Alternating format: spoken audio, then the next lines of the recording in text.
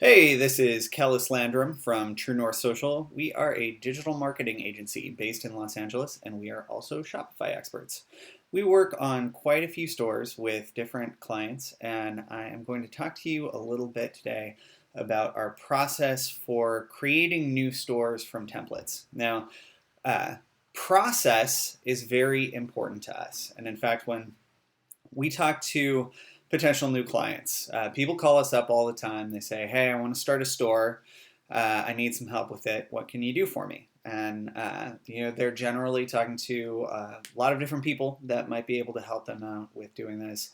Why should they work with us? Well, a big part of the reason that clients like working with us is because we can help them set up a store from a template very quickly, mostly because we have a really great, very well established process for doing this. Now, that's not to say you can't set up Shopify yourself. There are really great instructions and tutorials for doing this on their website, but we set up several stores a month at minimum, so we really have this down.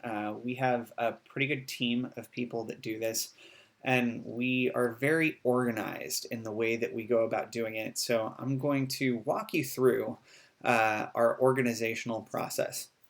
So our organizational process for setting up Shopify starts in our project management tool, which is called Asana, right? Asana allows you to create all sorts of different tasks for different things.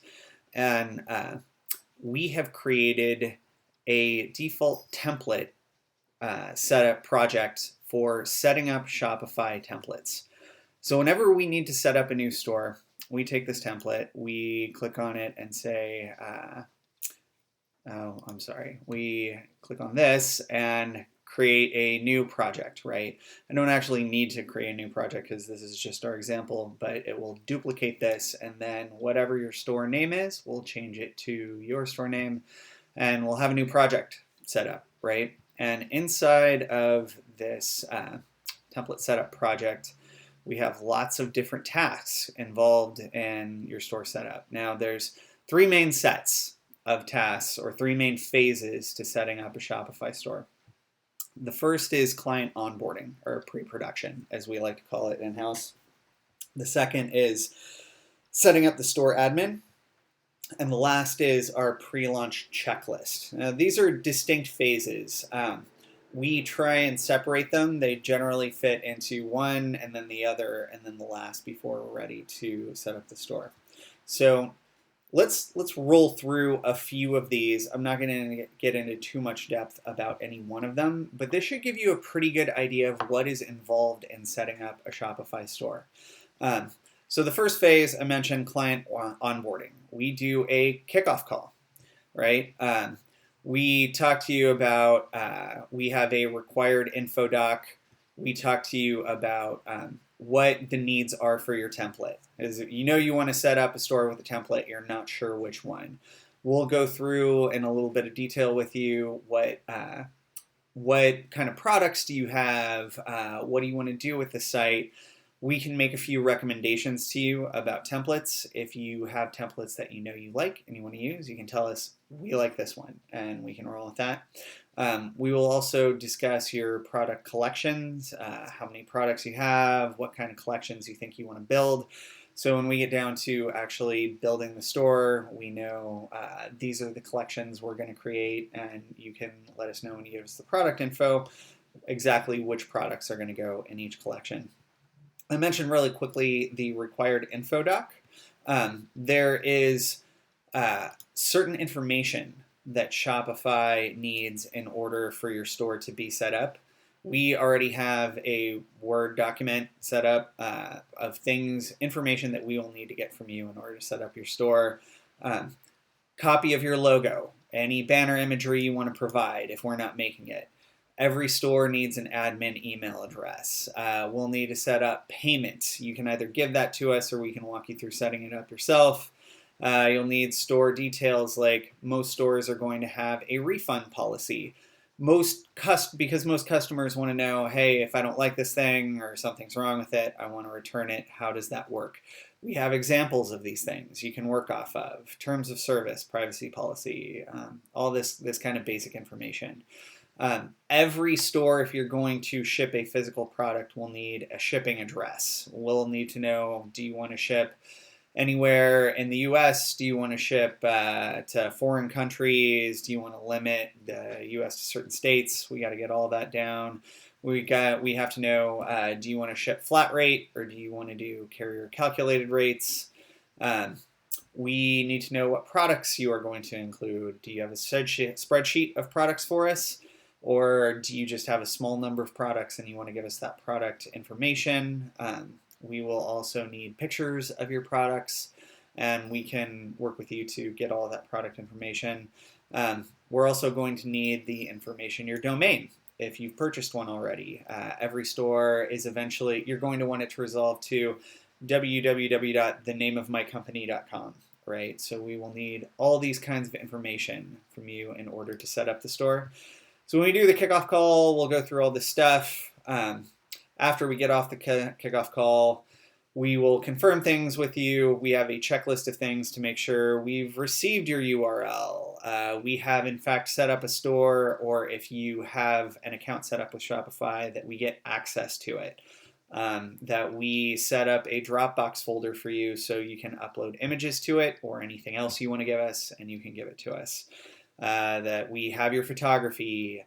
All of this information we need to get from you in order to get the store up and running, right? So the second phase is admin setup. Assuming you have given us all of the information in the required info doc, we can go through setting up your store settings. And this is a pretty long, complicated checklist.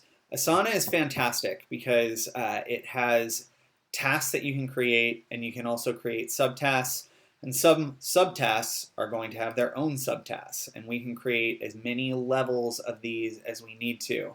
Some of the more complicated things, like setting up payments and setting up shipping, require a lot of small tasks. And this is one of the things our clients really love about working with us is because we work with Asana. If you want to see where we are in the project, all of these tasks get checked off as we complete them.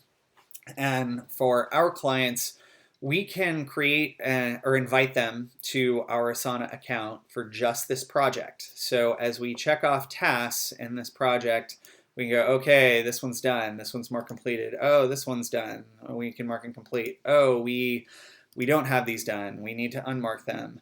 I need something from a client or from one of my other team members. I can write a comment to someone. I can pick from Robert Noneman as one of our team members. I can say, hey, I need this thing. And this will notify Rob when I hit comment that, hey, there's this thing I need to complete this task. Can you please upload it right here from your computer or from Dropbox, anything you want. It's all very handy right in here. To delete this comment because we don't actually need it. But clients can see in real time the burn down of these tasks and what has been completed and what has not, right? So if you're curious about what is involved in setting up our store settings, you can see, oh, there's general settings, there's payments, there's checkout stuff, there's shipping, there's notifications, there's account stuff that we need to manage. So all of these tasks, we need to go through them one by one and check them off one at a time to make sure that they have been completed before we can launch a store. It's generally very easy for us to go through all this stuff, make sure everything has been checked off, and as we go through, we burn through everything and we check it up. So we go through store settings, creating products, we set up collections, we set up the online store is a little bit misleading because the whole thing is an online store. But if we're actually making reference to the admin of Shopify over here under sales channels. If I click on online store, it reveals a bunch of new options under here. There are options for themes, for blog posts, for pages, so on and so forth. So we have corresponding tasks set up here under online store to set up preferences, create pages. Preferences are theme preferences, things like setting up the title and meta description. If you have colors you want to use that are available to set up through the theme, we'll set up those. If you have a Facebook pixel, setting up that stuff. There's a lot of little options in here. Setting up preferences, setting up theme options in our sections, our general settings, setting up things in the header, slideshows, feature products, so on and so forth. These are general options that are available in most themes. Some themes have stuff that is specific. Now, one of the other nice things about doing this is we can add tasks as we go. If in fact, you want to add some text on a section of the homepage that says something about your brand. We can click here and we can say add a block of text about brand, right? And say you had given that to us already. We could put in the description here, our brand is the best stuff ever. Let's assume this is something that you wanted to say in this block, right? We can take note of all these things. We can add stuff. Let's say in sections, at some point you wanted to switch, you have sections numbered 1, 2, 3, 4, 5, 6 as they run down the page, and you wanted to switch sections 2 and 3. We could make a task out of that, and then we would know that when we get to this part, we need to do that.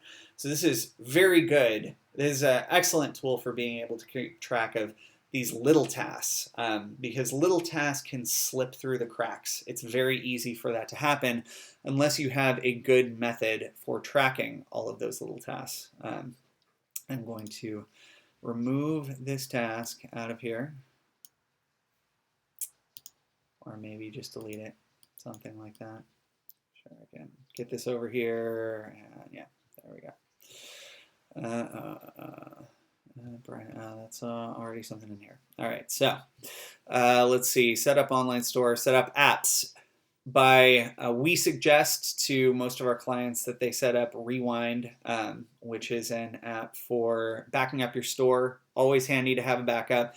Most of our clients have a MailChimp account or some sort of email marketing system, so I'll install that app.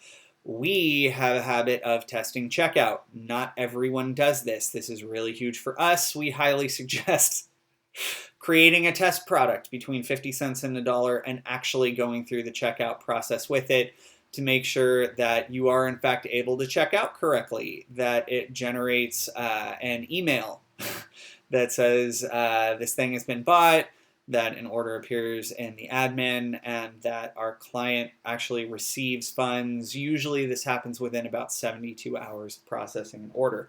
But being able to actually get money in your bank account, pretty important, all right? So we're pretty thorough about this process of going through setting up a store.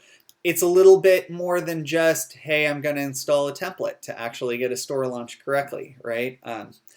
The last part of this is we would get your domain, we would review this with you, we would get your approval to launch, and then we would transfer ownership of it. We would get your URL situated, and then once the store is 100% ready to go, you say, yes, I love the store, I'm happy, let's make it live. Shopify has built-in password protection. That is usually the last step of our project. We remove password protection off of your site, and it is then live for the public to be able to go in and buy anything that you offer. So I hope this is a helpful demonstration of what it takes to get a Shopify template set up, what our method is, and what we view as a best practice. I hope this has been helpful for you to kind of wrap your brain around what's involved. Once again, my name is Kellis Landrum. I'm at True North Social. We are a Shopify expert located in Los Angeles, California. And if you need any help with your website, Feel free to go to ours. It's www.truenorthsocial.com. Our phone number is on there. There's plenty of forms that you can fill out if you want to get in touch with us, but feel free to drop us a line. Thank you very much.